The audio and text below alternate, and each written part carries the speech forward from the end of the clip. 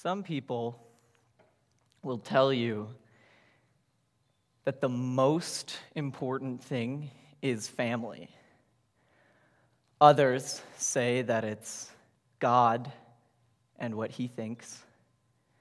And some people say there's no meaning to any of this, so what's the point? Well, I'm not going to claim to have the answers. After all, I'm just like everyone else. The only difference is that I see things a little bit differently than most people.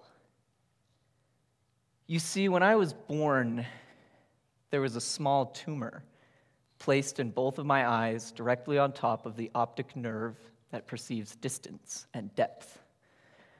So when I open my eyes, I see a window. Fine for looking. However, it's as though the glass is covered with a film that makes things clear for the first few inches and everything beyond blurry and irrelevant to each other. And I often have to remind myself the importance of remaining aware of what's beyond my focal point and how, even though at times it's scary and hard to read, it's all that there is. The only alternative, I suppose, would be to shut my eyes and to force unnecessary darkness and chaos into my life just because of the fear of not immediately understanding. And I feel like this is how a lot of people live and perceive life. Their minds are wrapped in this film and everything that's immediate and right in front of them is what matters, and the rest is too mentally straining to consider. They attach themselves to social media and phones and coffee and television and words printed and leather-bound on gold-trimmed pages. And what for? Peace of mind? To put to rest the ever-longing human heart? And if so, are these people really to blame with such pure intentions? I think not. I think that everyone does what they need to in order to feel all right, and relevance is an unconscious choice. There have often been times in my life where friends of mine will be discussing something that they're seeing, like a beautiful bird way off in the distance, or a constellation, a collection of stars, little white dots, light years away. And one or two of them will usually feel my silence in the discussion, and they'll then try to explain what it is that they're feeling and experiencing so that they can feel like we're sharing the moment. And I have a choice.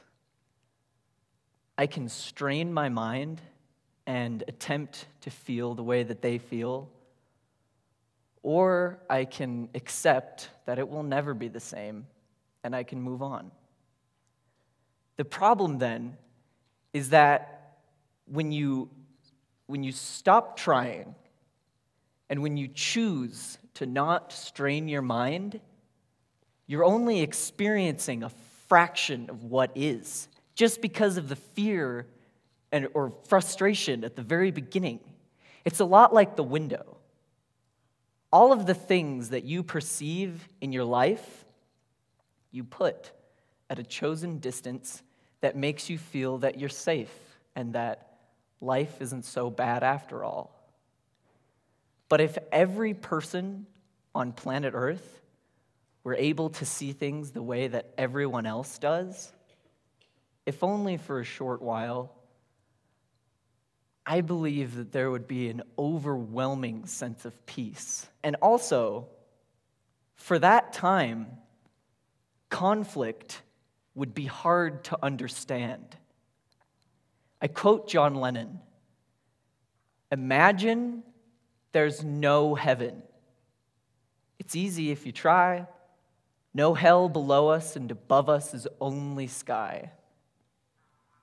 He goes on in this song to reconsider nations as establishments, material possessions, and the value that society places on them, and religion as a whole.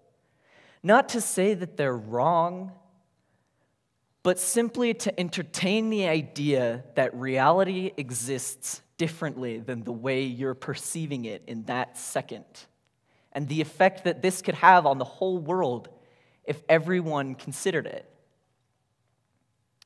The idea I'm sharing with you is not new. It's not an action to take annually to make you feel better about yourself, and it's certainly not a gimmick to be bought into. I just want you to try to understand that everyone feels the way they do for a reason, and that's okay. As human beings, we're born with a right to feel. Thank you for your kind attention.